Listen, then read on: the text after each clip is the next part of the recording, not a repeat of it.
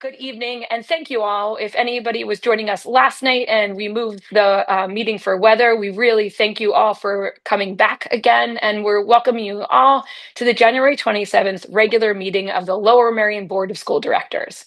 If you don't know me, my name is Kari Sotner, and I have the honor of serving as board president. I would like to let you all know that's joining this evening that we are streaming this via Zoom webinar. This is a regular meeting of the board, and it's our monthly business meeting. To give you a little knowledge around that, what we do at the monthly board meetings is we vote on district matters. Those matters can include curriculum, policy, personnel, facilities, budgets, and other actions. These meetings follow a published agenda, and it includes reports from committee members, from our students, and from administration. And we conduct all of this under the requirements of the Pennsylvania Sunshine Act.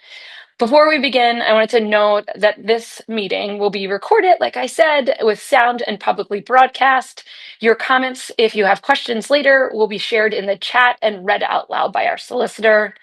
Under the Pennsylvania Sunshine Act, we do believe that members of the public are permitted to watch this recording and share this recording, but also we believe for the best interest of the students, our district, and the board, that residents and taxpayers are able to communicate with us during these meetings and in other meetings as well. Now, we've changed a few things up, so I'm going to go over this in the next few meetings just to make sure everybody is aware. There's 2 public comments tonight. The first public comment period will happen later in the meeting after we go through the major agenda items, and they take place during audience recognition. With keeping with board policy and Pennsylvania law, this period will be reserved specifically related to items on tonight's agenda. So the first public comment meeting period will be for items on the agenda only. We will then have a vote on those agenda items, and later in the meeting, at the end of the meeting, we will have a second public comment period for additional remarks on other matters related to the district. Again, as always, if we're in person, we ask speakers to keep their comments to 3 minutes or less. And if you type in the chat, which you'll all be doing tonight, please make sure, and this will be a little bit of guess on your part, to keep your comments 3 minutes or less. We try to use that rule, and that's the guidelines that we follow and the law that we follow. As always, we'll continue to maintain a respectful environment. This board is committed to upholding everybody's individual First Amendment rights and following Pennsylvania law under respect and healthy conversation. So thank you all for your cooperation and your engagement on ongoing supporting the students and staff of our school. So thank you, and we'll move on to the agenda now. So with that, we're moving on to the agenda. Then I think I am ready for Denise to share. Great. So what you just heard about the 2 public comment periods, slide back to the first one for me, Denise.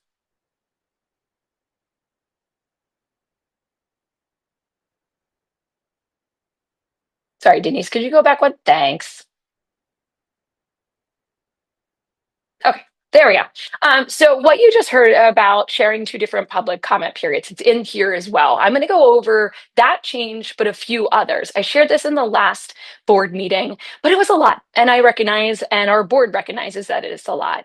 But this year, we would like, in 2026, we wanted to launch a new board engagement strategy. And the purpose of this is to improve clarity between the board, the community, the students, and the district. That always increases trust. Transparency always increases trust, and ensure that we can find ways for meaningful engagement. As I shared, the business board meeting is business, and it doesn't have a lot of times for deep conversations and dialogue back and forth. So we wanted to ensure that we are laying out our committee meetings and we are laying out our community engagement in a way that increases dialogue in the appropriate settings. So this will help with clear pathways, it'll help with transparency, and all of that helps with respectful dialogue. So people feel like they're being heard, and the board has opportunity to communicate back, and the school district does as well. And more importantly, our students get a voice in this as well.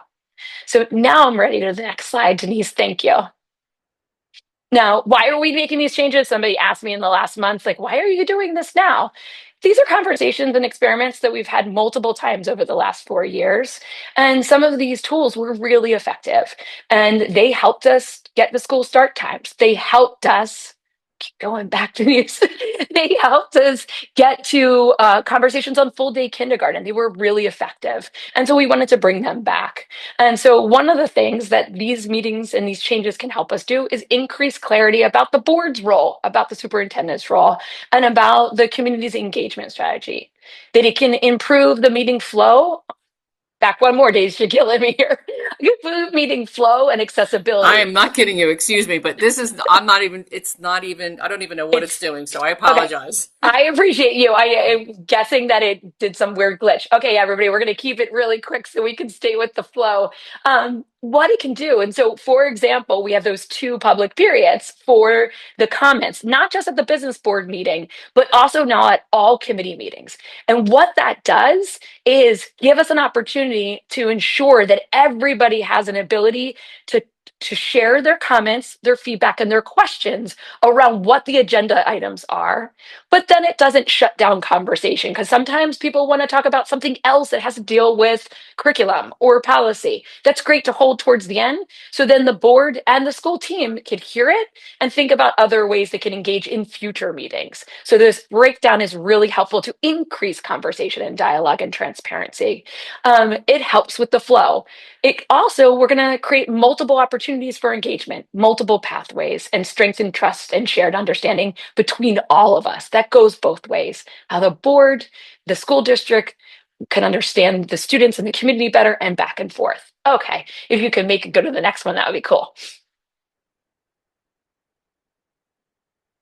Thank you. Okay, so real quick, I just went over this. Every meeting will have 2 periods of audience recognition. They will all be in the agendas moving forward, so you'll be able to see it.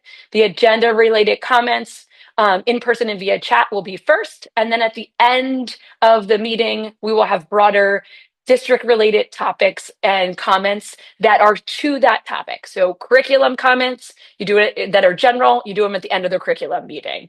Finance topics that are general, you can do it at the end of the finance meeting. That way we stay on point and on topic, but we have a clarity of, is it points on the agenda that we're voting on or discussing? Is it points on the agenda that we'll have on future agendas, but on still on the same topic? Okay, next one. I just want to say this out loud, and I feel like we talk about this all the time, but it's really important for all of us to think through. The strongest relationship in a school district, one of the most important relationships in the school district, is between families and the school teams. So we are laying out a way to engage with the board, a way to engage with the district at a district leadership level. But I wanted to start off with always know that our teachers, our bus drivers, our counselors, our principals, they are a great way to start conversations, start engagement.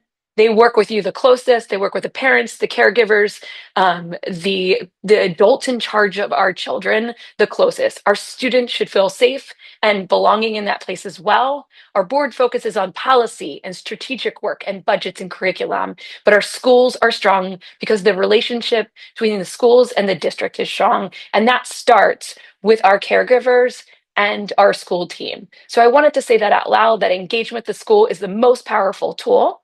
But we also know that this board does not just serve our families and our students, we also serve all the taxpayers in our district. So we want to give opportunities that we engage with everybody across in connection with the district. And not everybody has children, so let's just make that clear as well. So next slide. Okay, next, quarterly. Now, what are the things that we're doing? There's 2 agenda ways to engage with the agenda in each committee meeting and each meeting. The next things that we'll engage with is we're going to begin quarterly, twice a year, different community conversations with board and administration. This is a 2-way dialogue. These are kind of special committee meetings, if you'd have it, that really engage a 2-way dialogue of understanding. We know that one of the top ones we want to engage with in the next few months is one that is really diving deep into what does our budget show us. The finance meeting is doing a great job to talk about this end of the year budget and next year's budget. But sometime our community, and we've heard this a lot, have questions about where does our money fall and how much does it fall in. This will give opportunities to make those connections, ask those questions, and doing the ongoing district work. Other topics will come as well, but that is a real key one that we see moving forward. And to use these meetings every so often to give us a place and a space to dive deeper when that topic doesn't squarely fit into a schedule of an already established committee. Next slide. Okay, community gatherings with community partners and board members. We have these intermittently, and I just wanted to lay that out there as well that we would like to increase these. So some of these things are times when the Civic Association reaches out to us to say, we'd love to have a couple board members at a Civic Association. I just went with the Bala Civic Association a couple weeks ago with Todd and Jason. Great conversation. We're able to talk a little bit about the strategic plan, the budget coming up, and these new initiatives. We're also reinventing and reimagining coffee and conversations with the board. These are conversations with 2 to 3 board members and community members to talk about topics that we want to engage in, go through ideas, go through conversations. And also, if you're having a civic association meeting and would like a board member to join in, reach out to me. I'm going to be working directly with Anna and with Jen to really help kind of put all these together because our board does things as a team, and that is great ways to get us in conversations, build civic trust in their informal conversations, and they're really also an opportunity to get to truly know each other. Next one, please. Okay, so what this achieves, I'll just go over it real quick. Helps set clear expectations about what the role the board does, what the role the school team does, the parents, the family members, and the students. Creates multiple access points to engage in conversation and community. It will increase respectful dialogue so we can really talk to each other and talk through things together as community members, as neighbors. And finally, it really will help build a stronger relationship between the board, the district, the families, and the schools. It's a really important system that we all live in. And it's really important for all of us to be able to find ways to connect on topics to increase understanding, knowledge, and all around good engagement. So thank you so much for listening. I hope this helps break it down. If you have questions during these committee meetings, during these board meetings, they don't get answered at that point in time, please reach out to community comments. That is always an avenue that you can use to engage further. So thank you very much. And without further ado, I'm going to turn it back to the superintendent for your update. Thank you very much. I have a few things on my update tonight. The first thing is our monthly update from our ISC committee. On Wednesday, February 4th, the ISC Parent Ed program will welcome Dr. Ran Barzilay from Children's Hospital of Philadelphia to present Growing Up Digital, What Parents Need to Know About Smartphones and Child Development. This will be on Zoom at 7 p.m. This month's ISC Roundtable conversation will be held Tuesday, February 17th. It will be in person at the District Administration Office Building and also on Zoom. The guests will be Amy Buckman, Lower Merion School District Director of School and Community Relations. Join us for coffee and donuts at 9:15, and the program will begin at 9:30. Lastly, the You Matter Award applications will open at the beginning of February. Application information will be coming into your next HSA newsletter. All right, number 2, several hundred students and their families volunteered for our annual Martin Luther King Afternoon of Service, which was held at Harriton High School. Thanks to the many high school club members and HSA volunteers who organized hands-on service projects that benefited more than 24 local organizations. What a fantastic way to spend some time. Number 3, congratulations to Welsh Valley's Vex Robotics team, who started off their competition season by winning the Judges Award at Great Valley Middle School's Vex Robotics Tournament. This award presented to the team this is an award that's presented to the team that demonstrates exemplary teamwork, effort, and perseverance. More congratulations to some of our very talented district musicians from Lower Merion High School. Leanne Yao, Victoria Labs, Apollo Murray, and Julie Zhang were all chosen for the District 11 Band and Orchestra. And from Harriton, Noelle Struber Eden won first prize in the String 4 category of the State Opus Music Competition. Congratulations. Students from Black Rock Middle School created and shared a video for the International Holocaust Remembrance Day. So please go check that out. We think it's very wonderful that the students are connected to International Remembrance Day for Holocaust, and it was really well done. So we appreciate that with the kids doing. There will be a parent and guardian information session around Policy 236 and all the work that we've done with the CSE, our community, our administrators, and our staff. And that will be held on Wednesday, February 4th from 7 to 8:30 and a Zoom session, and it is on our website calendar. And finally, from me, these last 2 days were not ideal, and we got a lot of questions about what goes into the decision to not have school. It's again, I take these decisions very seriously. Look at getting almost 10,000 people to our buildings. A lot of people would email in and say, "Well, I just drove to work and it was fine." But think about getting 8,500 kids and over 1,000 staff members to the buildings in the morning.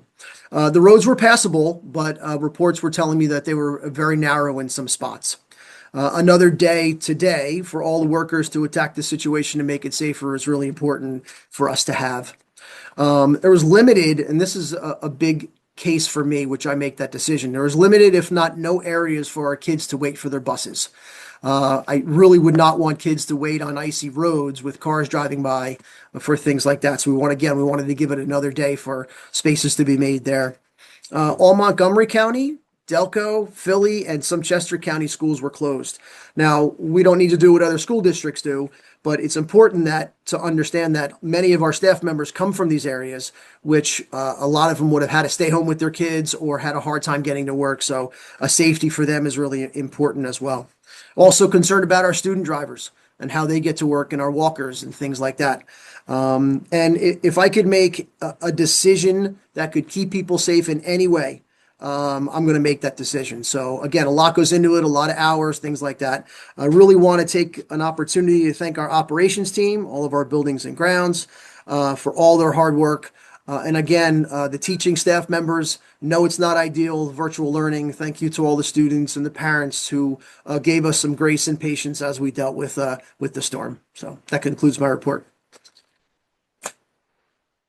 Thank you, Frank. That was very helpful to understand and to walk through.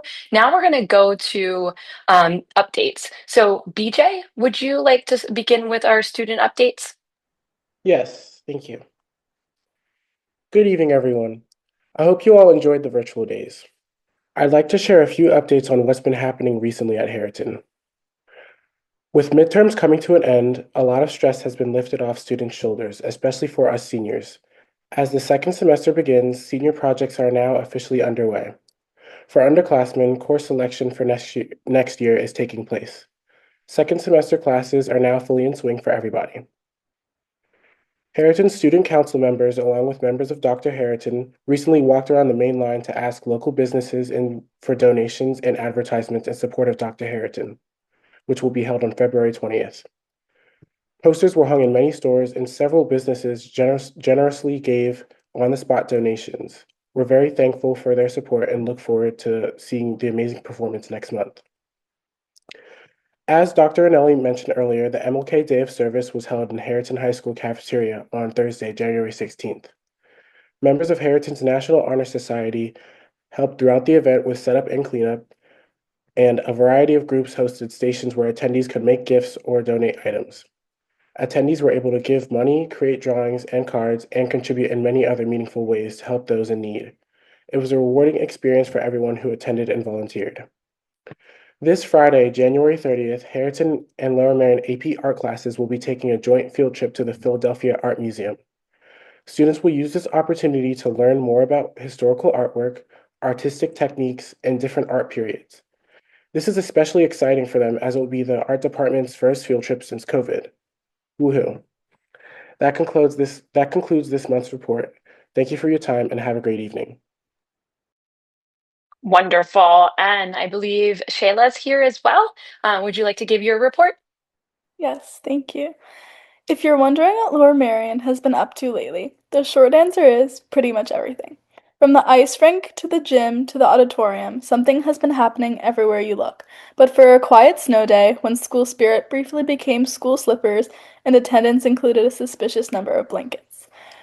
We'll start on the ice, where things were cool in more ways than one. Sibling duo Justin and Surrey Liu represented Lower Merion at the November U.S. Figure Skating Championships in Nevada and delivered performances that were equal parts graceful and gritty. The sibling duo glided their way to a third-place regional finish and sixth in the nation in the intermediate division, earning invitations in the 2026 National Development Team Camp. It's an exciting step toward international competition and proof that while most of us are just trying not to slip on the sidewalk, they're out there sticking landings on the national stage. From the rink to the hardwood, the temperature rose quickly. The girls' basketball team kept their season rolling with another strong win at Pencrest, with scoring, rebounding, and sharpshooting coming from everywhere at once. Meanwhile, the boys' team headed to Strathaven and opened on a 21-0 run, the kind of start that makes you do a double take at the scoreboard. Behind relentless defense and lights-out shooting from deep, the Aces cruised to a commanding win. Not to be outdone, the wrestling team decided to make some history of their own. At the Central League Championships, the Aces battled their way to the highest team finish the program has ever seen, placing third overall with 165 points. Match after match, they took opponents down, held their ground, and ultimately pinned down a new standard for the program. Of course, what really defines Lower Merion isn't just how hard our students compete, but how strongly they show up for others. The annual Martin Luther King Jr. Afternoon of Service brings students and families together for hands-on projects that support local organizations, turning an ordinary Thursday into something much more meaningful. Inspired by Dr. King's belief that everyone can serve, the event reminds us that some of the most important wins don't come with the scoreboard. Meanwhile, inside our school building, life has kept its usual fast pace. Students wrapped up our mid-year experience, aka midterms, which felt less like a schedule and more like an endurance sport, and then immediately pivoted to course selection for next year, because at LM, crossing one finish line just means you've built the momentum for the next one. Yearbook sibling photos are also on the way, giving brothers, sisters, and twins their annual moment in the spotlight, and settling once and for all who's actually taller this year. As January winds down, two favorite traditions are ready to take center stage. January 30th at 7 p.m., the Amazing Ace Talent Show takes over the auditorium, an evening of music, performances, and surprises that somehow reveals talents none of us knew our classmates had. By the end of the night, it feels less like a school event and more like America's Got Talent, minus the buzzers plus backpacks. The very next night, Saturday, January 31st at 1 p.m., the Hope Classic basketball doubleheader will once again pack the gym on Saturday, January 31st at 1 o'clock for an afternoon of hoops supporting the Angelman syndrome research, blending competition with compassion and proving that school spirit shines brightest when it's shared for a cause. Altogether, it's been a month that captures Lower Merion at its best. Students pushing limits, supporting each other, and finding ways to show up. On the ice, on the court, on the mat, on the stage, and in the community. Thank you so much, both of you. Wonderful job, and I really appreciate that the layout that you both shared around MLK's brilliant idea, beautiful movement around the beloved community that Lower Merion School District really is. And I just appreciate also, I don't know who's in the background, but you have a fan in your own home as well. I can hear the giggles as well. So we appreciate the fun of Zoom and hearing other people in our own families join in the conversation. Thank you both so much. One note on how amazing our students are. We are also adding two students to both the facilities committee and sorry, not the facilities, Jason, not you. Sorry, to the policy committee and two different students to the curriculum committee. This is an opportunity for us to ensure that our students have center stage in making decisions that are about them.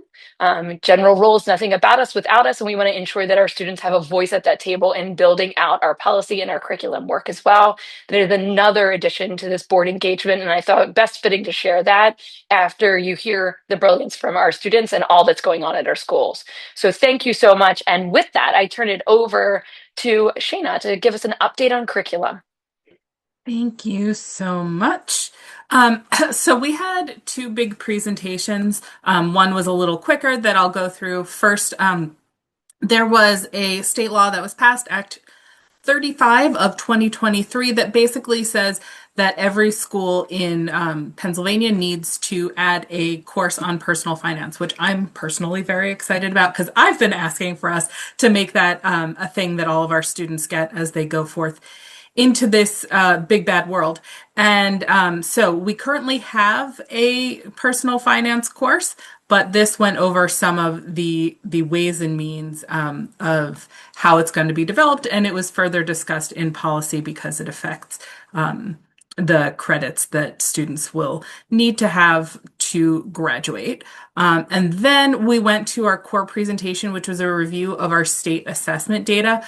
I am not going to go too in depth on it because I really, really encourage you to go through and look at the presentation. It's on Board Docs, and if you would like to review the video of the meeting, it's on Board Docs and it's it's on the website. You can just click right through to it.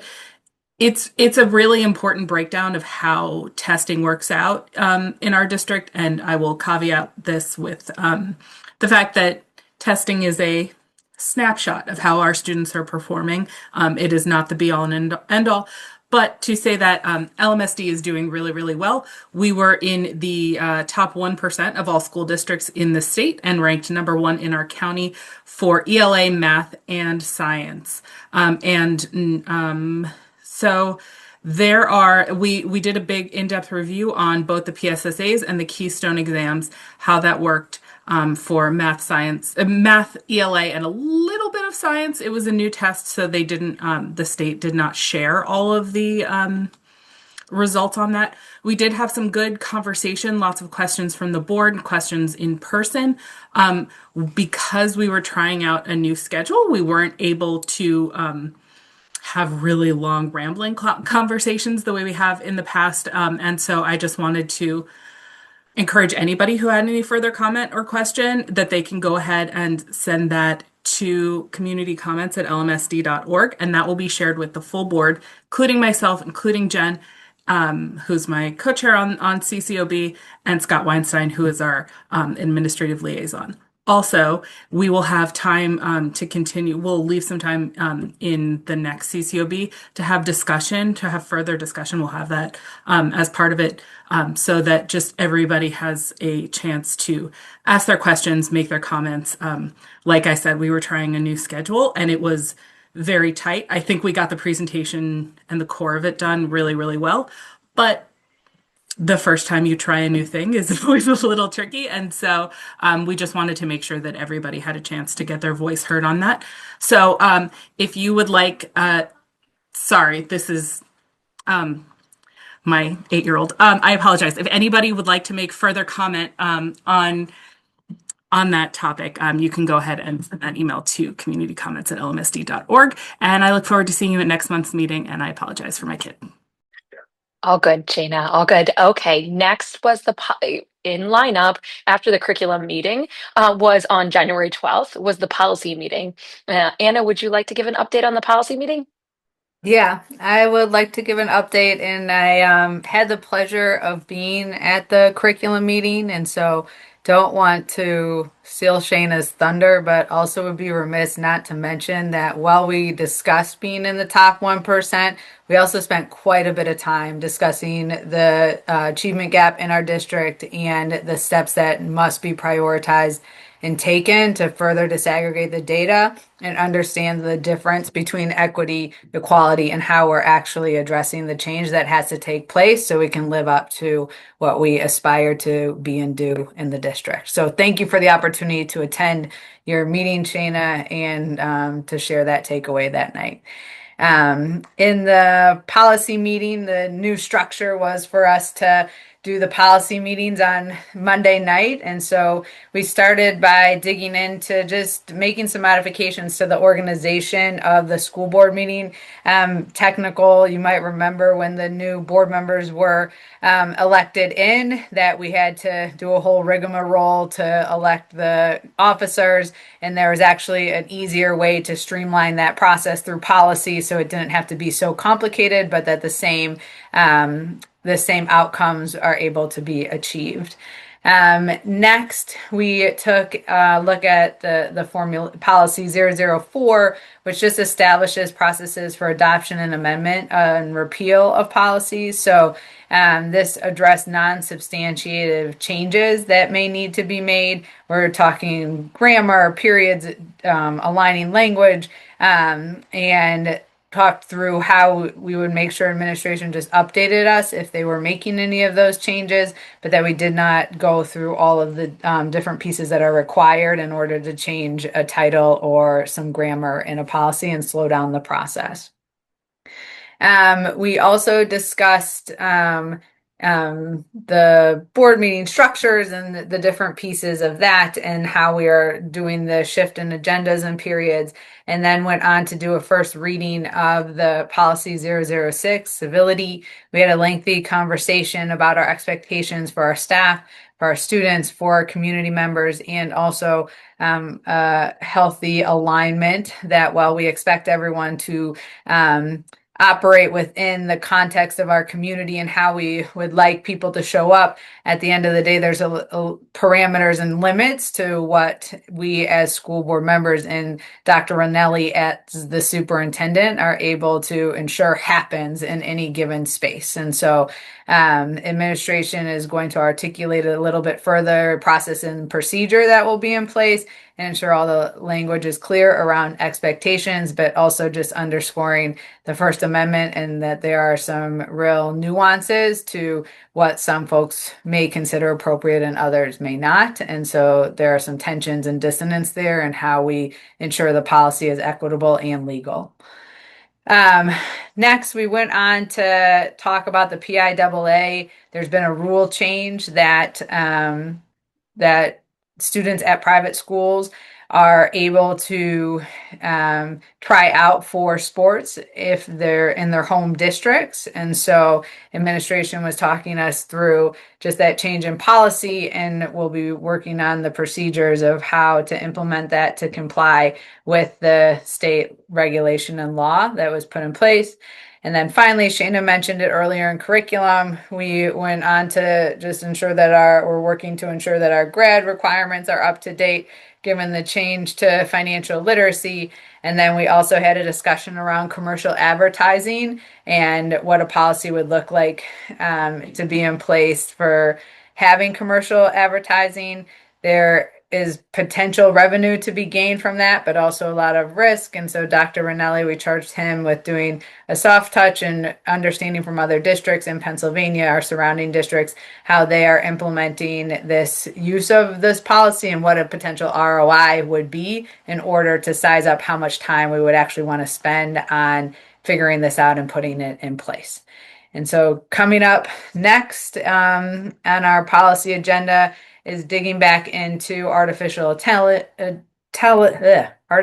intelligence in education, and continuing in the 100 series, as well as reviewing other policies that may be imminent in order for us to have in place what we need for next school year to have a smooth start and any work that needs to be done with staff and students and community over the summer.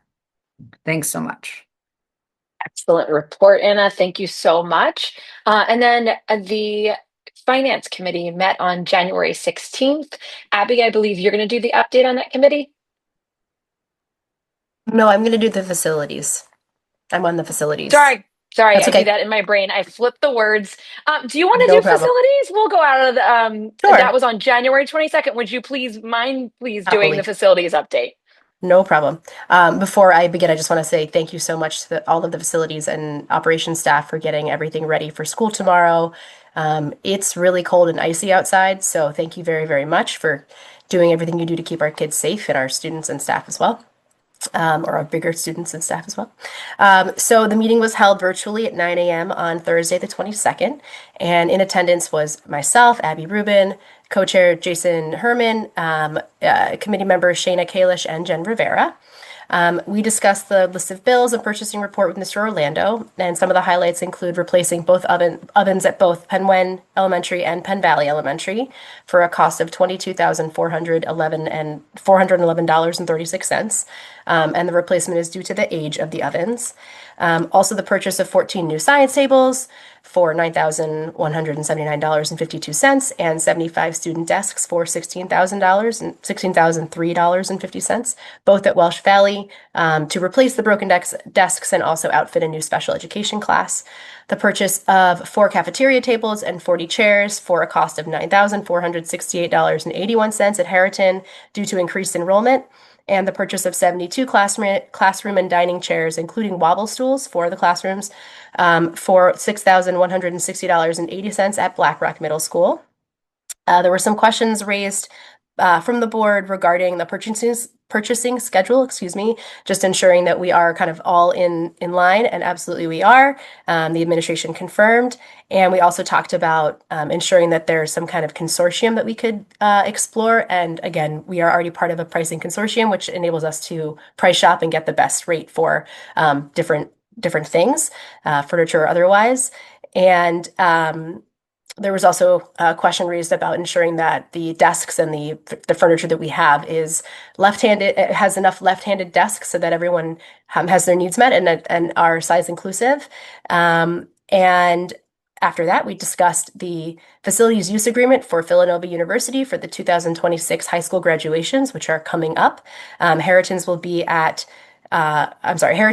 Tuesday, June 2nd, and Lower Merion's will be on Monday, June 3rd. At Villanova, the cost for each school, the cost for the agreement for each school is $39,250, which is an increase of about $1,500 from last year, but still a great rate. And it was a wonderful experience. They were both wonderful experiences last year. We also discussed the list of transportation and driver's aids with Mr. Vilsons.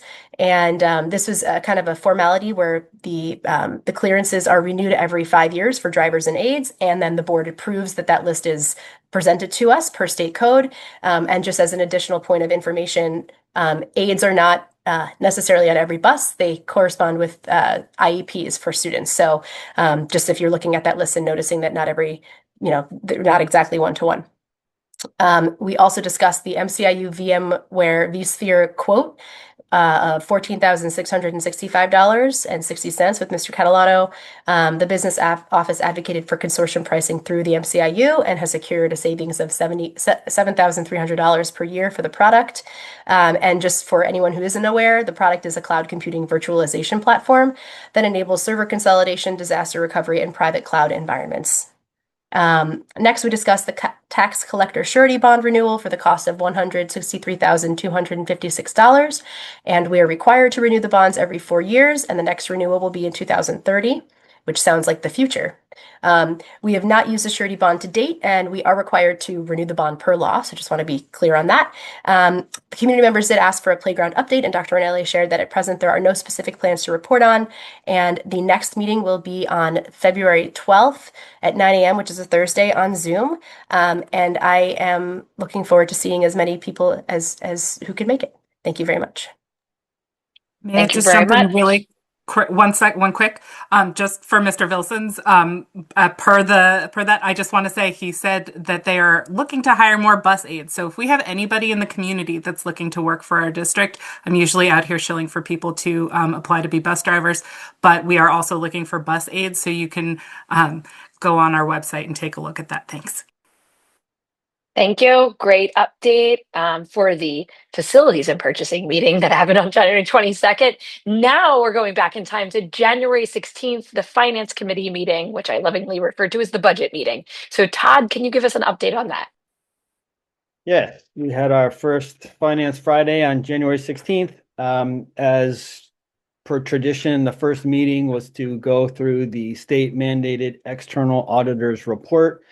This year is a 91-page document. We didn't go through all 91 pages, but we did go through many of them. There were no surprises. Everything fell in line, very close to as expected. I'll just highlight two things. Some good news and some bad news. The good news is that, as we have for the past several years, we've continued to make a very sizable dent in our debt burden, which is now we've been knocking off about $25 million of debt a year for the past several years. This is down to $150 million of debt. Nonetheless, our debt service is still one of our single biggest budget items in the district. But if we don't take on any new debt, we're on track to discharge the entirety of that debt in about 9 years.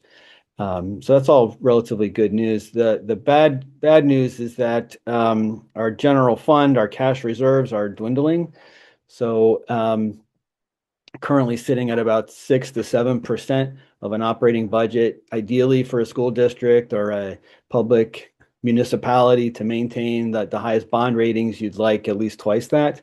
We've had to dip into that general fund just to close the budget in the past few years, and we're not going to be able to do that too much longer. So we need to keep an eye on that dwindling cash reserve, which is an overall indicator of the financial health of the district, and it's getting low.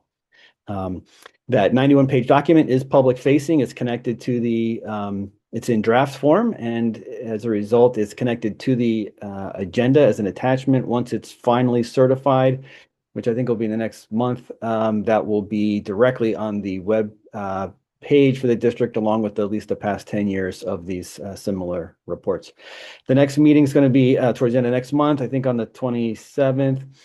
And we will go through all the revenues expected for the upcoming budget year.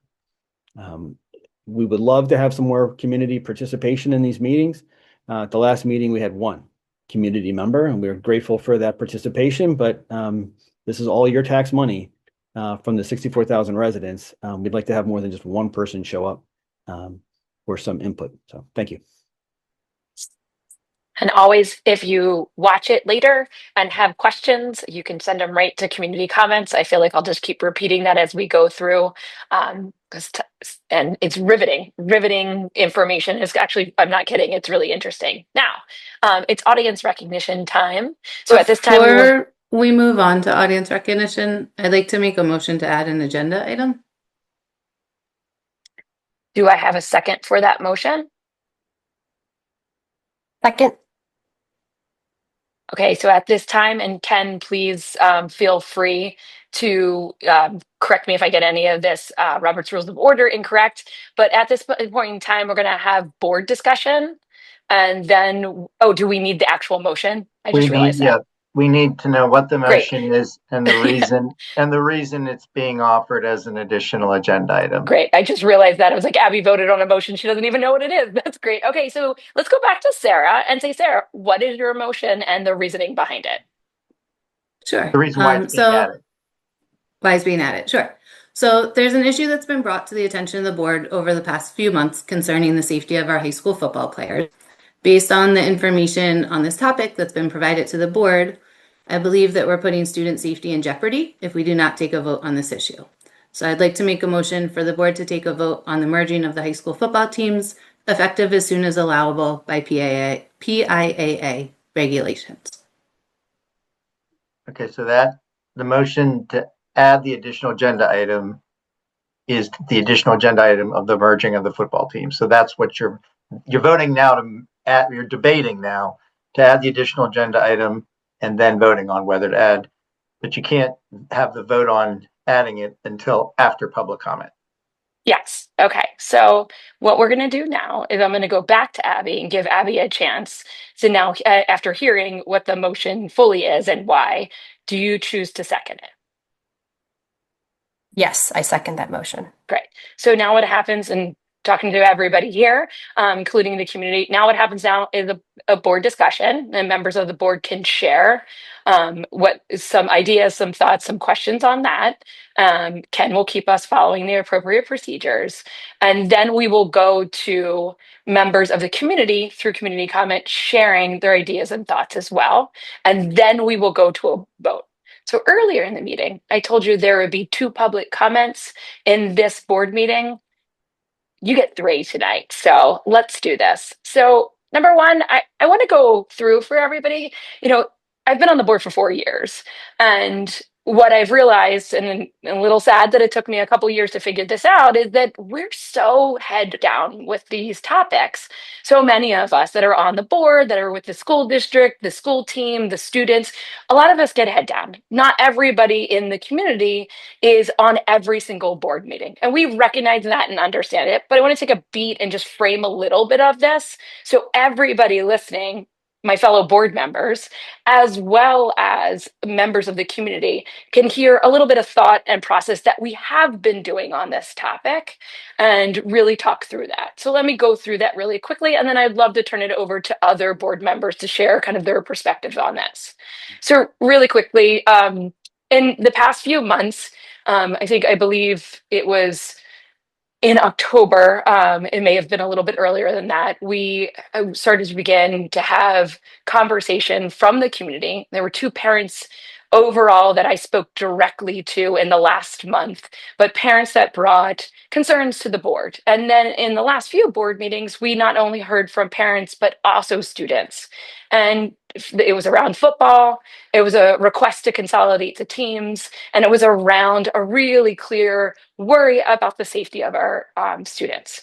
And I want to tell everybody right now, as clear as I did, but with a little bit more information, our students' safety is the number one most important thing to every single person in this district that works there, that has kids there, that has family members there, that are a part of our community, and absolutely every single member of the board.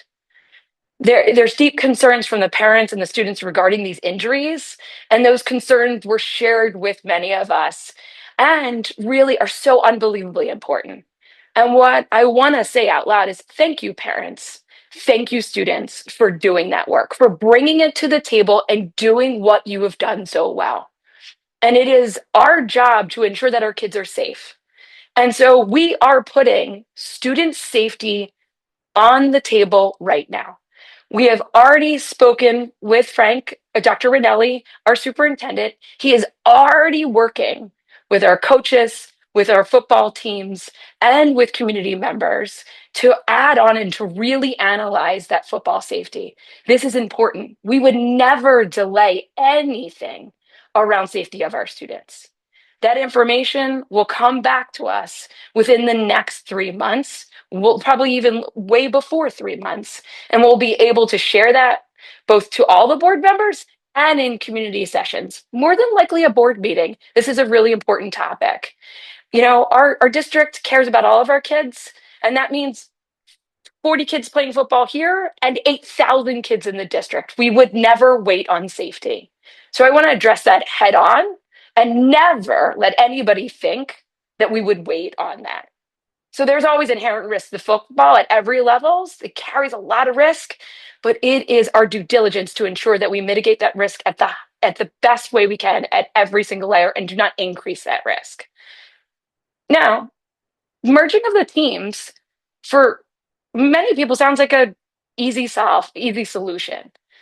It's actually quite complicated when you dig into it. And so these were conversations that many of us, I know Jen, I know Juanita, I know Anna, I know Todd, I know Shayna, had with our superintendent, who recommended not merging the teams right away.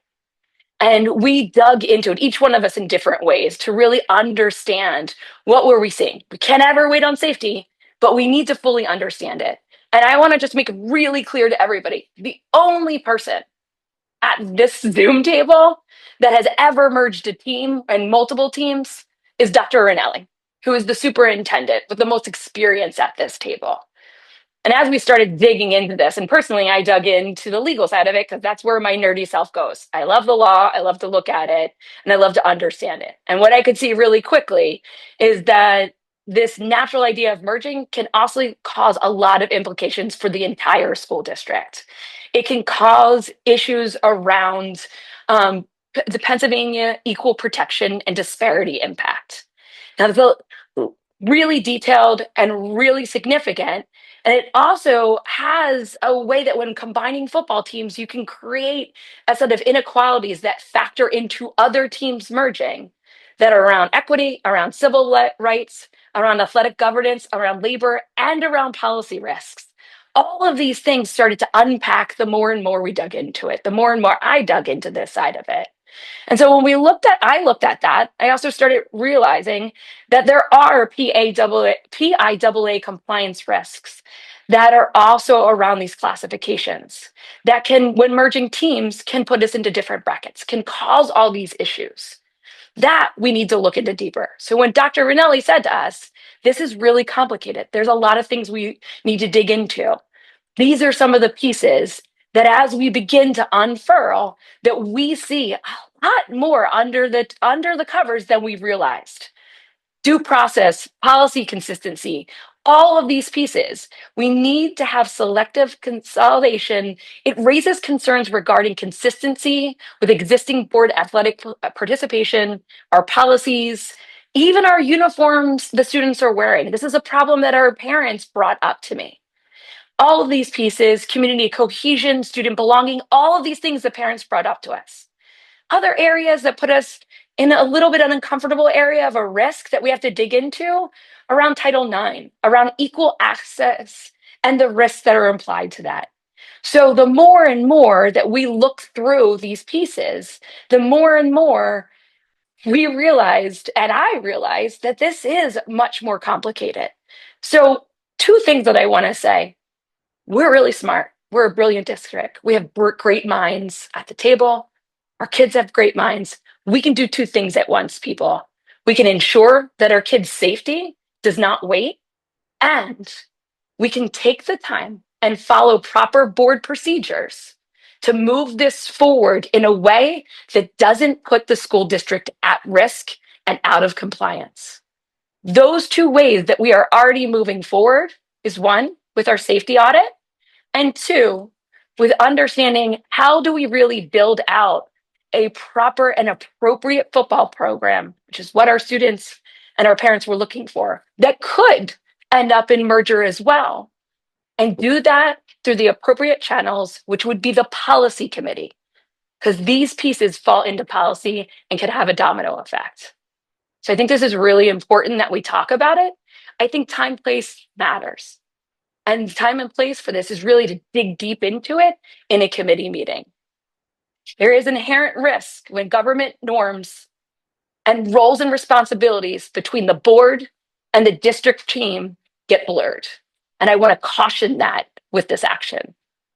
Any other members of the board would like to share?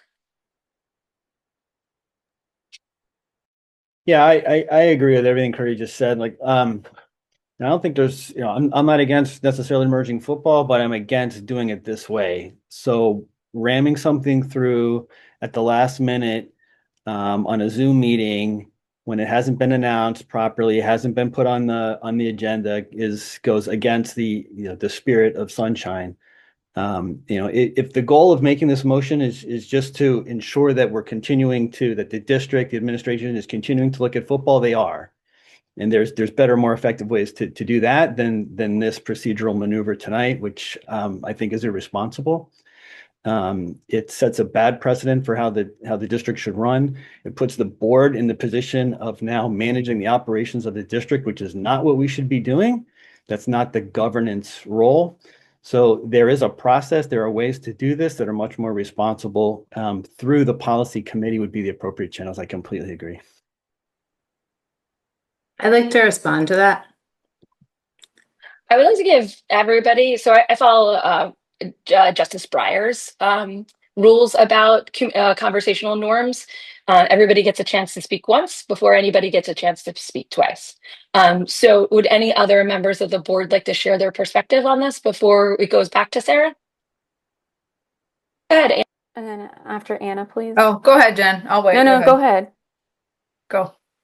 I just want to reiterate, because I'm all about safety of the students. I've spoke to a number of the parents and in favor. If a merger is the right decision, I'm in favor. But it was after doing more digging myself, and Carrie brought it up, there's just so many risks that we put at the district doing it in this manner, like Todd said.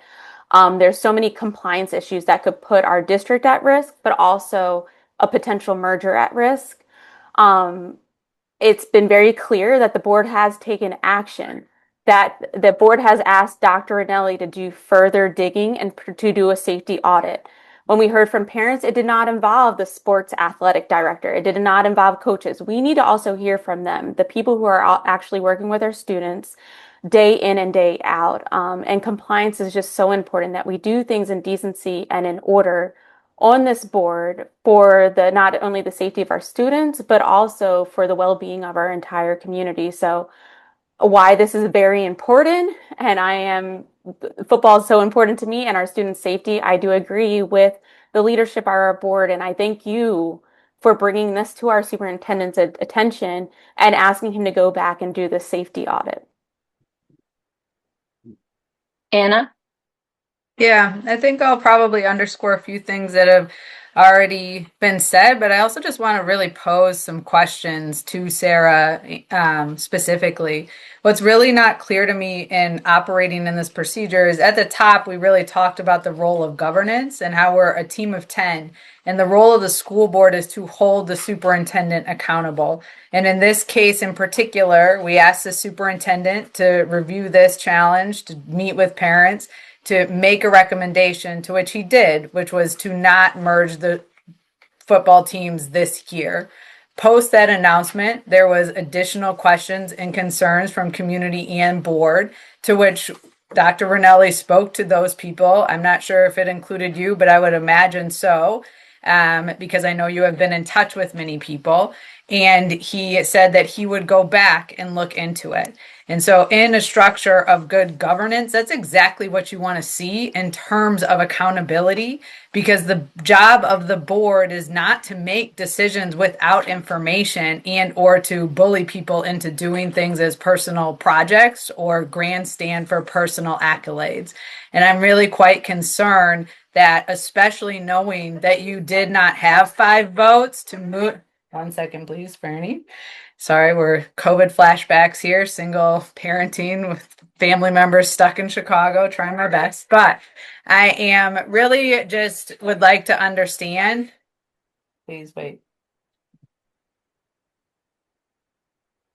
I would like to understand specifically why, if you knew you didn't have the 5 votes, why you would still go about it this way and what you are trying to achieve. And I'm not asking that facetiously. I'm really trying to understand, since it so goes against the ways of governing and operating and the information that's been given by the superintendent, the steps that have been taken to continue to do this, and why we would want to approach this in such a divisive manner. And I would like to understand that from your perspective. That's also what I posed to you, and you were not willing to send me a voice note or written information about that when I wasn't able to connect with you at the times that you were available.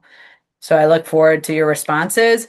But my headline is, I have no idea why, when the superintendent is already doing the work that we've asked him to and held him accountable, and we are prioritizing the safety of students and working with stakeholders to ensure legal compliance, why this was gone about this way.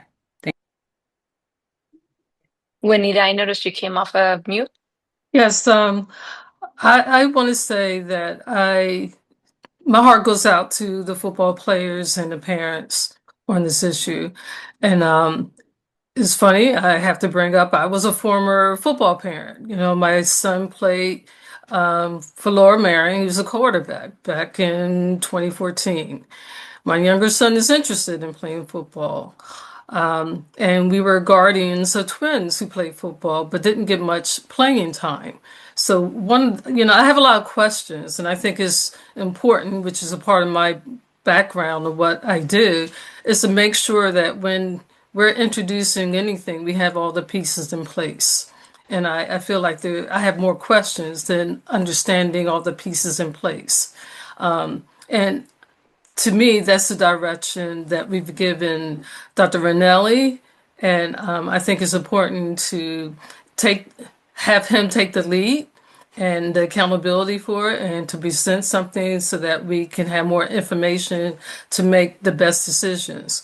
And again, I think it's important to have a healthy football program. I'll be all for that. And most importantly, as we all have mentioned, is the safety that's involved. I mean, some of the injuries that have taken place are really alarming. Although I know that's something that happens, But we want to minimize that for high school students so that they can have a successful, if possible, career in football later. So what we do right now is laying down the groundwork and the foundation so that we can have something really incredible. And I think that everything that we're doing right now is the right way to go about it so that we're promoting something that could be even spectacular like our basketball team. Thank you. Thank you. Jason, I believe you wanted to go next, and then Shayna, I'll go to you after that. Oh, Sheena can go first. I'm fine. I can go after. Be quick. Just roll with it. Your mic's on. Okay. I wanted to just quickly address sort of the procedural, not just in this meeting, but sort of how this topic has gone. So it was brought to the board's attention. We discussed, there was a survey given out to the football players and the students of the high schools. We discussed it in a board meeting in November where Dr. Ranelli spoke about his decision after we also had an executive session where he detailed his findings and his thought process in pages and pages. The following month, we again heard from more community and we heard from Dr. Sotner. We recognized as a board, and Sarah, you and I recognized this on a phone call together, that the priority is the safety of our students. When I asked you what you thought you needed to hear from this discussion, you said you didn't have any questions. That's the part I have the problem with, is we have now had this long, complicated conversation. And I don't know what we could have hoped to gain.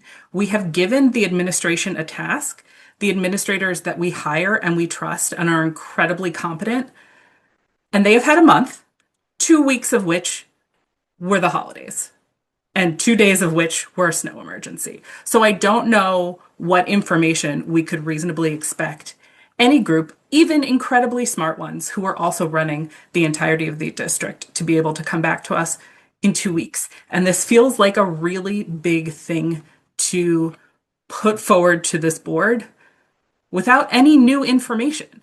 To my mind, we have been presented as a board with nothing new from the last time we discussed this.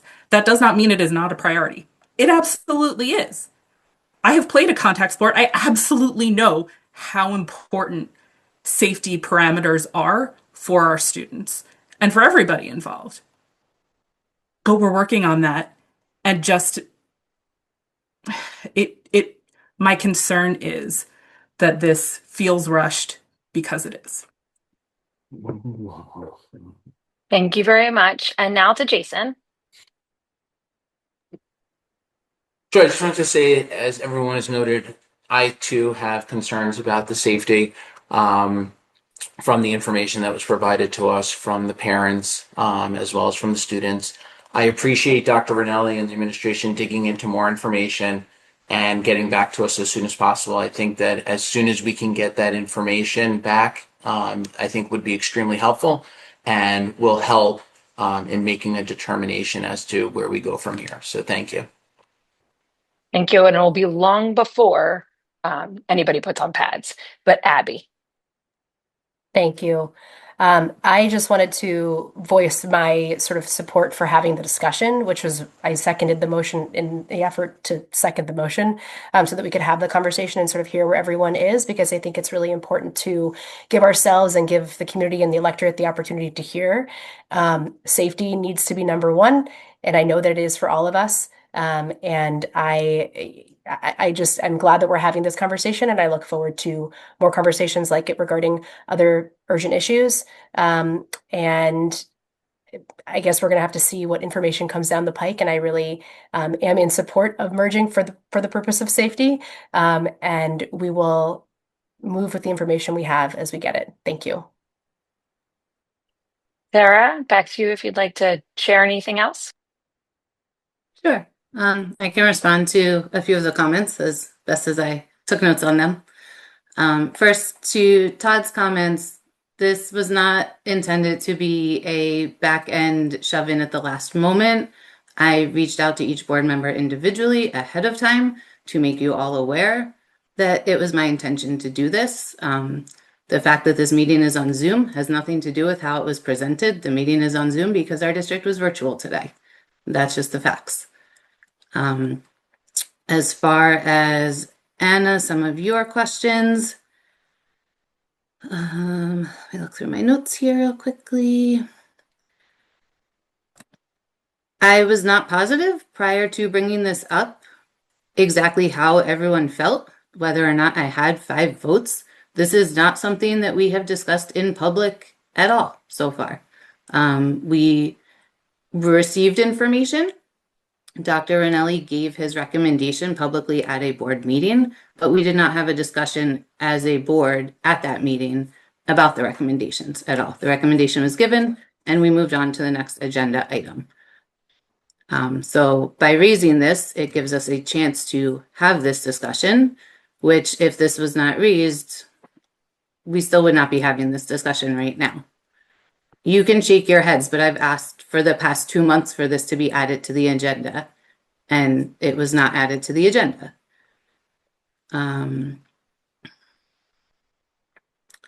You see, regarding additional questions that you brought up, Shayna, I don't have additional questions because based on the information that I have, which is information that you all have as well, and some of us have additional other information, our student safety is currently at risk.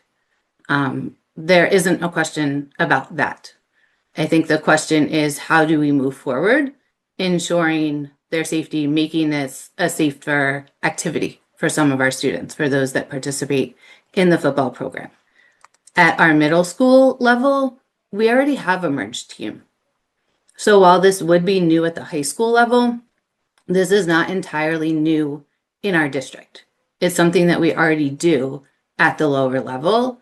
And then when the students get to high school, we split them out and we redivide them, which results in fewer players per team, about 30 per team, which increases their safety risks greatly. When you only have 30 players on a football team and you have freshman players who potentially have never played before, are not ready to compete against seniors on other teams at the varsity level with the lack of experience that they have.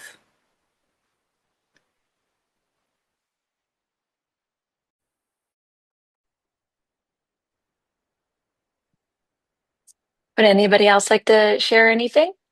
I just wanted to add in one thing that after both you spoke, Curry, and after Dr. Ranelli spoke at our past meetings where we've discussed this, the floor was open to board discussion or questions or comments, and there wasn't any.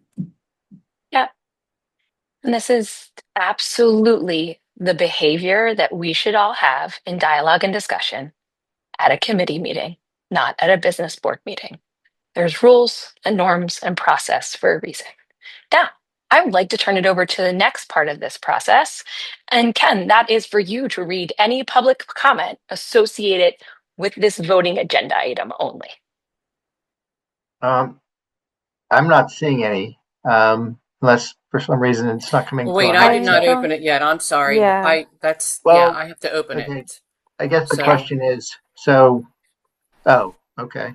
I have to open it. So we're going to open now. it. She opens it, Dr. Stautner. Yeah, Can I go say ahead. something real quick? I think also too with timing, Juanita and I are newer to the board, and I know these discussions were happening before we were fully elected. So there's also information that we're not privy to, which is why it would be great doing this at committee, not now. There's a lot of information that we aren't aware of or that has not been shared with us.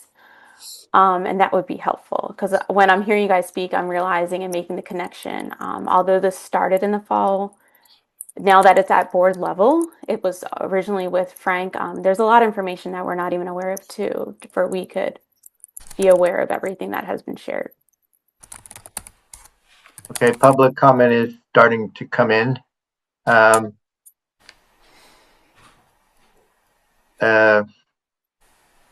Well, the first comment doesn't have a name or, well, has a name, but it doesn't have a where they live in the district. I recognize the name though, so I'm going to just read it. It's Chris.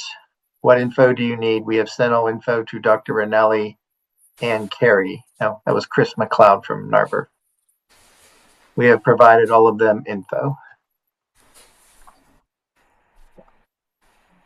Next comment, Robert Bolale Gladwin, please give me a moment to share, which we will come back to when he gets a chance to put them in. Next one is Adam. They're only supposed to be commenting on the actual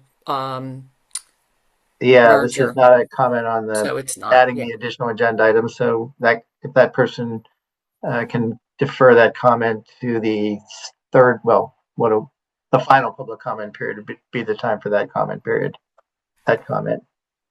And Chris supplemented his comment with this the transportation seems to be the only holdup. So that's all the comment. And there will be, here we go. Brandy DeRosa Ardmore, as a mother of freshmen at LM, I am in full support of this merger and have attended the last 2 meetings with my son and his friends spanning both teams. Robert Bolale, he's now added his comment.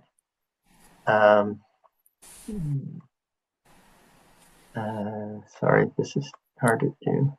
I played football at 4 years, and I'm writing to his alumnus who is very much in favor of merging the Harriton and Lower Merion football programs. I was pleased to hear that the school district has begun taking action to explore merging the 2 teams, and I appreciate the district's acknowledgement of the issue. However, I believe this action should have been taken when the proposal was first raised, as the underlying safety and participation challenges were already clear. I share that context not to boast, but to make an important point. It is not productive to frame this as a Harriton. Okay, it's got a bunch more put in here. Frame this as a Harriton problem. That narrative ignores the broader reality that neither program has experienced sustained success over the past several decades. As one parent correctly stated at the recent board meeting, neither Harriton nor Lower Merion has made the playoffs in the last 30 years. This is not about assigning blame, it's about acknowledging a long-standing shared challenge. Given that reality, I strongly believe it is better to move forward with the merger sooner rather than later. Delaying action only increases the risk of further injuries, particularly when roster sizes are thin and younger, less experienced players are placed in unsafe situations. The first-hand accounts of injuries shared by current players at previous meetings should be reason enough to prioritize student safety above all else. Merging high school football programs is not a new concept. Schools across New Jersey, Iowa, Maine, New York, and Kansas have already taken similar steps due to declining participation and safety concerns. Taking decisive action now would demonstrate that Lower Merion is committed to protecting its student athletes and ensuring the long-term sustainability of the program. From a school pride perspective, I see this merger as an opportunity, not a loss. A combined program could unify the Lower Merion community and help build a stronger football culture. We live in a region that is deeply passionate about sports, particularly football. An merged team would give students, families, and alumni something competitive, safe, and sustainable to rally around. As an alumnus, I still miss the days of playing football, and I would welcome the opportunity to attend and support games in the future. A merged program would make that experience something that the entire community could genuinely take pride in. Thank you for your time, your service, and for taking steps to address this issue. I sincerely hope the district continues to move forward with urgency and with student safety at the forefront of its decision-making. Frankly, I was ecstatic when I first read the Philadelphia Inquirer article back in November discussing the possibility of a merger. I only wish this conversation had taken place during my time at Harriton, even though, believe it or not, our team was significantly better than Lower Merion back then. During my senior year, we finished 5-5, earning wins over Chichester, out of league, Radnor, Pencrest, Lower Merion, and Strathaven. We were close to finishing 6-4, but we lost to Springfield Delco in overtime. I think that Michelle Miller, Winwood, we sent info to Carrie and Dr. Bernelli. We're more than happy to have further discussions or answer any further questions. Safety is our main concern. Next we have Nothing, something that's not pertinent. We have multiple comments by the same person, basically saying what else. Please tell us. This is from Chris McLeod. Please tell us what information you need so we can help obtain it. We've provided so much info to the board over the past 6 months. And the last comment is from Heather Farrell, mother of 3 football players, Penn Valley. The survey should be revised. Survey in air quotes should be revised to ensure unbiased information is collected if you are truly interested in the opinions of current stakeholders. And that's it. You missed Ruth Jenkins' comment there, Ken. I don't think it was about. It wasn't about. It's not on this football. Yeah. Oh, my apologies. And it's I think we're closed. And there will be another opportunity to comment on this topic at the end of the meeting. Or in the next public comment period if this motion to add agenda item passes. Okay. Now, because this is a business board meeting, we don't get to have an actual dialogue and discussion with the community. And so what is the next step for this? Ken, do we do the vote now to move it, or do we wait?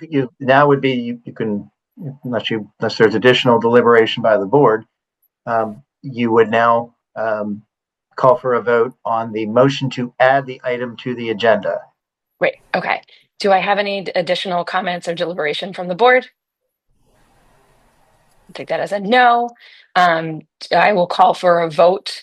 The best way to do this on Zoom, can everybody raise their hand for a yes vote on Zoom? Ken, does that sound good? Yeah, sure. As long as everybody, it puts their hand up. So the vote, a yes vote means you want the item added to the agenda. Yes. If you raise your hand now, you are saying you want the item added to the agenda. I see a hand by Abby. I see a hand by Sarah. Scanning the room. For tonight or future meeting? Sorry.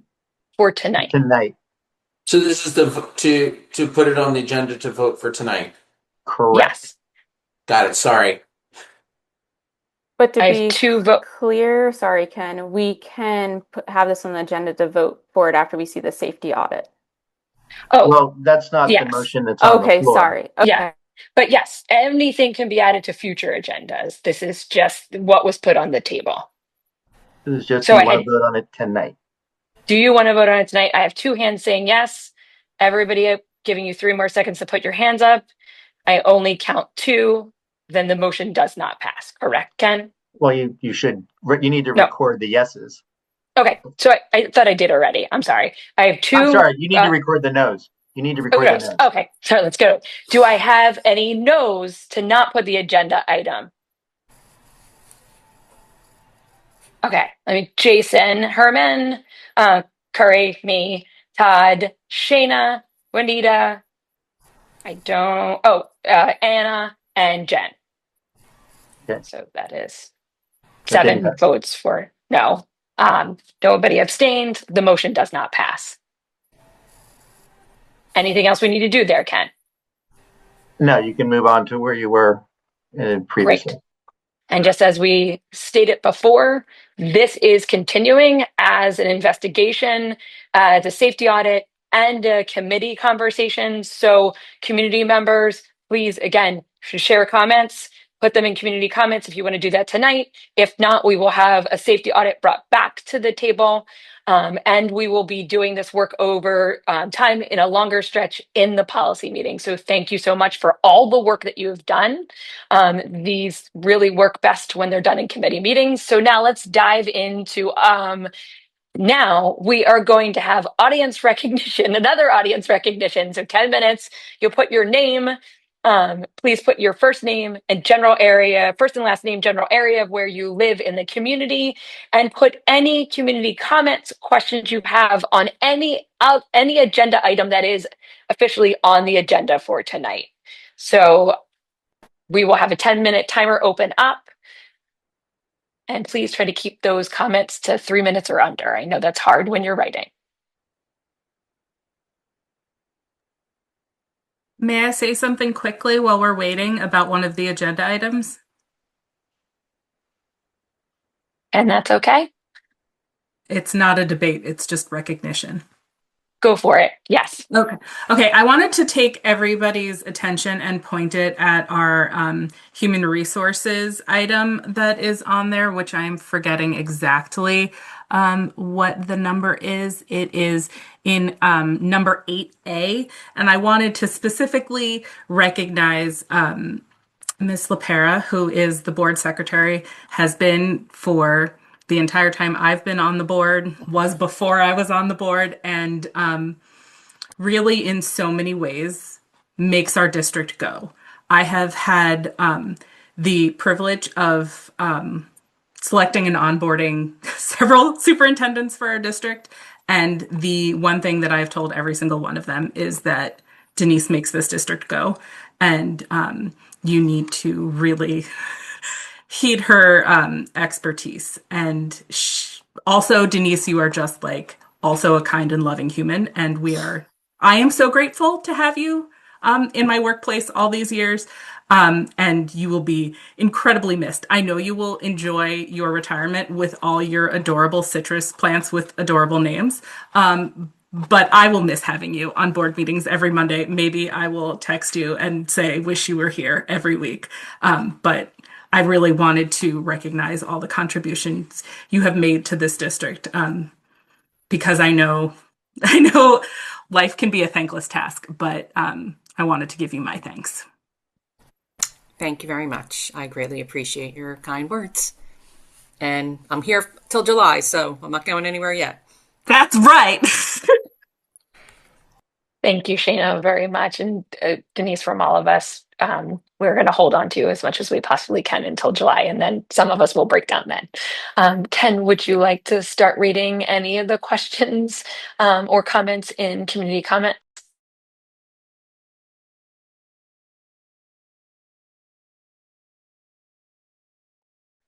Sir, it has to be a Zoom meeting. You are muted.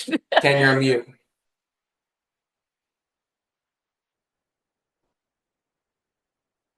There are no comments yet for on agenda items. There's a few comments on non-agenda items. No, I just did it. I know, I just did it. I just saw myself do it. It's because I picked on Ken. We can just save them and pull them down to the third community comments of the meeting. Okay. Thank you, Jason. Well, can I just interrupt 1 second really fast? Ken, I think it's Aiden Neeson that speaks to the policy meeting and curriculum, since they were officially on the agenda. I don't know if that's something that should be read at this time.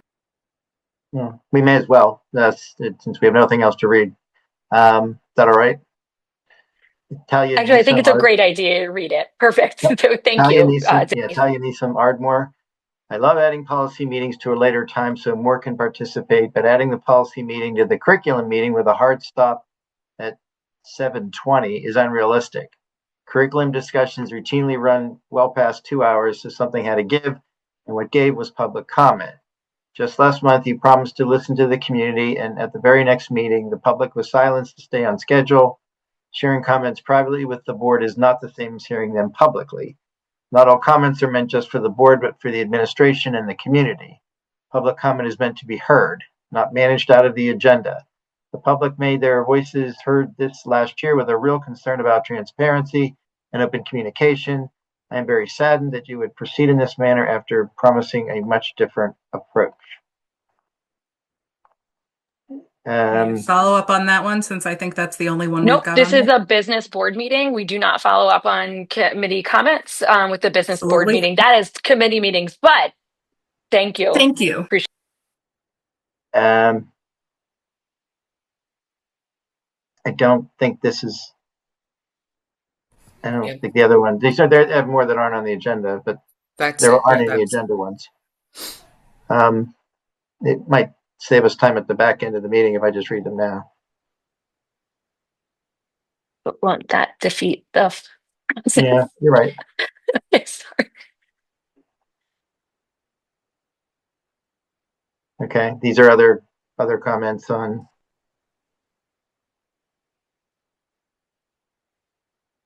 Well, this one I guess is technically an agenda item. This next comment. Brandy to Rosa Ardmore, I'm admittedly confused about whether you put opening this up for more comments about the football merger only or other issues. Did you vote to have this item agenda at the next meeting? I'm not sure you are fully respecting that this is a time-sensitive issue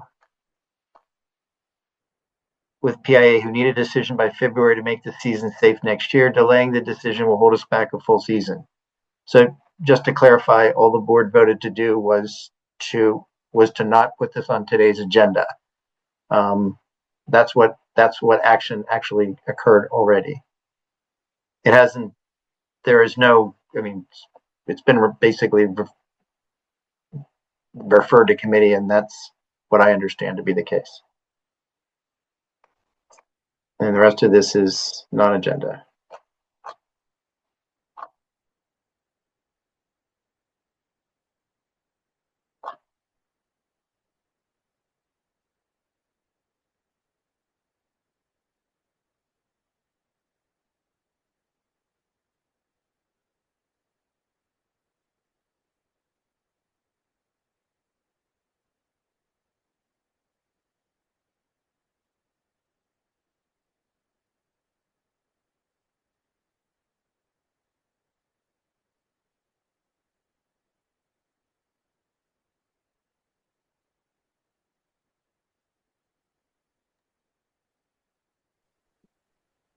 And is there anything to say that we can move on with the meeting? And if there is a community comment that pops up on agenda items, that we can go back to it?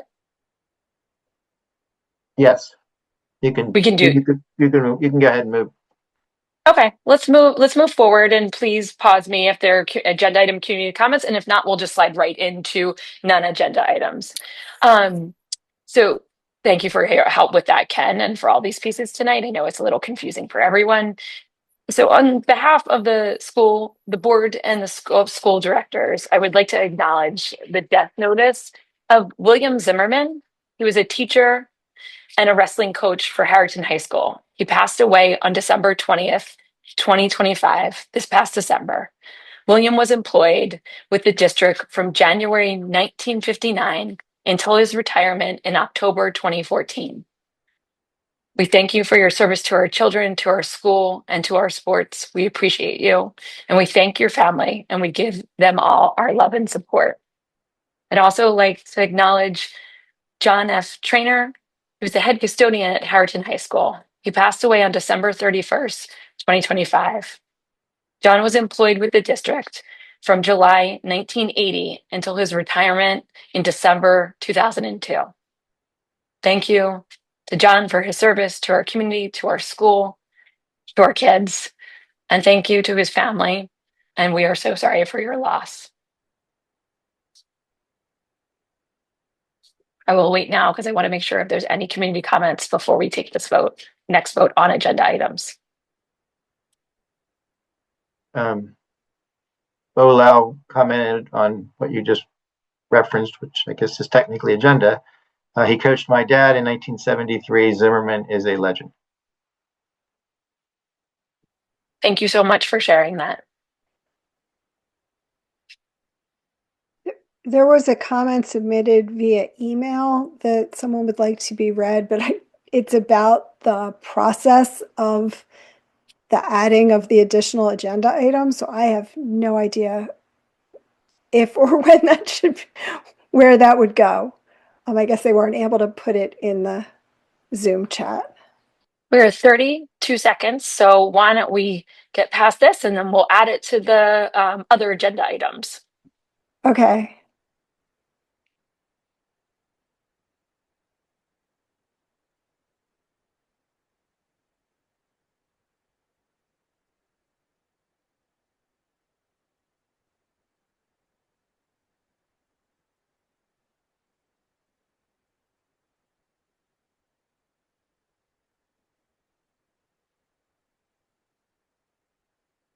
Okay.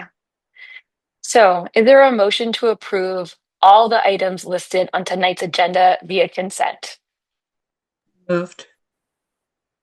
Do I have a second? Second. Any discussion? All in favor? Aye. Aye. Aye. Any opposed? Abstentions? Motion passes.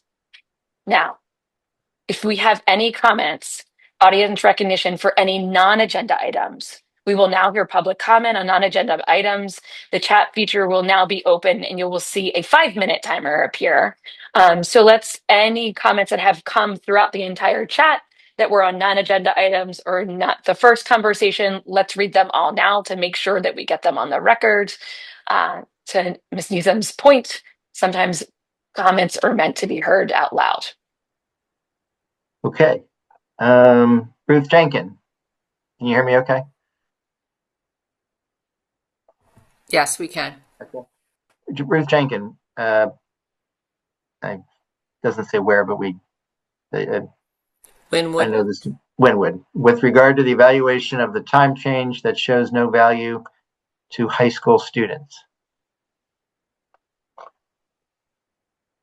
Heather Farrell, mother of 3 football players. Oh, I never mind. I already read that one. Talia Neeson, I read it. The rest of Ms. Jenkins' comments are at the very bottom of the chat.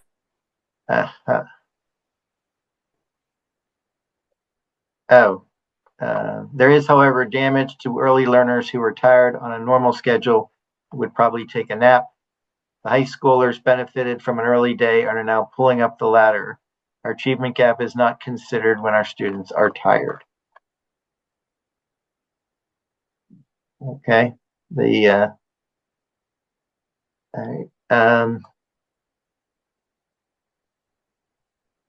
Back up here.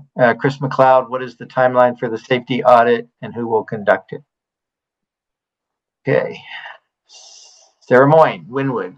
I'm asking for a bell-to-bell cell phone ban as has been enacted in many states and districts nationwide. There is abundant evidence that this would benefit students and teachers.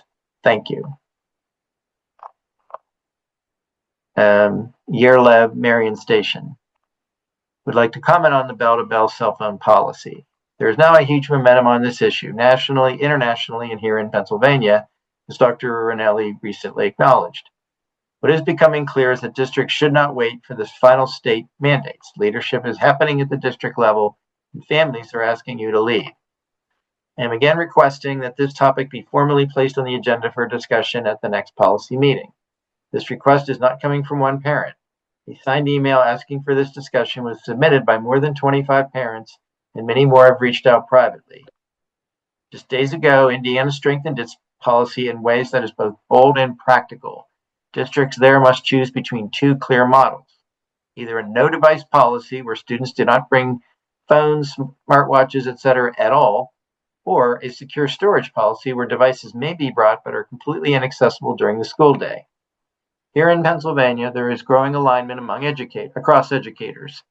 Just today, Aaron Chapin, president of the PSEA,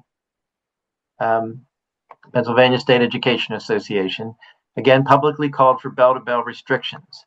Educators are clear that mobile devices are disrupting classrooms, fueling cyberbullying and worsening the youth mental health crisis.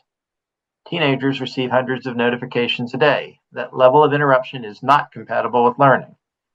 Pennsylvania districts with bell-to-bell policies report more interaction, fewer disruptions, fewer discipline referrals. Kids are talking again. Learning is improving. The proposed PA legislation includes common sense exceptions and local flexibility. Pennsylvania is among the last states without meaningful statewide guardrails. Districts that act now will be on the right side of evidence, educators, and kids. That is exactly what we are asking for here. A serious discussion, not delay, not silence. Please put this on the next policy committee agenda. Our kids cannot wait. David and Lisa Gall, Harriton High School football parents. We are in full support of the previously shared comments, along with all the anecdotes, data, and information that was shared over the past several board meetings. We are in danger of losing football entirely if we don't combine the schools. Neither school could play a full JV season, let alone have a freshman team season. There is no opportunity for player development. Neither school is competitive as it currently stands, and all our players are in danger from playing both ways or being forced into a varsity role before they are ready. We have the opportunity to build something special with a combined football program here in Lower Merion. Time is of the essence. The opportunity to merge the two teams is running out, and we are making no progress. We need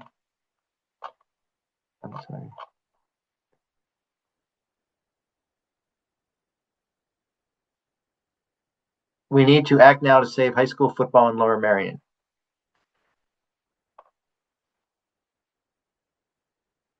Brett Ferber, Marion. I'm a parent and graduate of Lower Merion High School, and I am here tonight on behalf of more than 500 residents and voters who have signed a petition asking this district to fund and move forward with the long-planned lighted stadium at Arnold Field.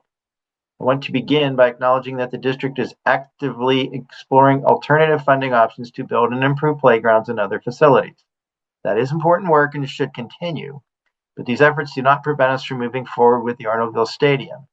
This does not have to be an either or choice. We can and should do both. For years, this community has engaged in an exhaustive public process regarding Arnold Field. The district has already spent nearly $1 million in legal fees to resolve litigation and secure a settlement that expressly grants the district the right to build this stadium. The settlement is in place. The approvals are in place. The plan exists. Please fund it. Anna Shaven from Bryn Mawr. Thank you for your time. Can Dr. Ranelli provide an update on the meetings that the LMSD principals regarding phone/screen time in our schools? Carrie Palmisano, Marion Station.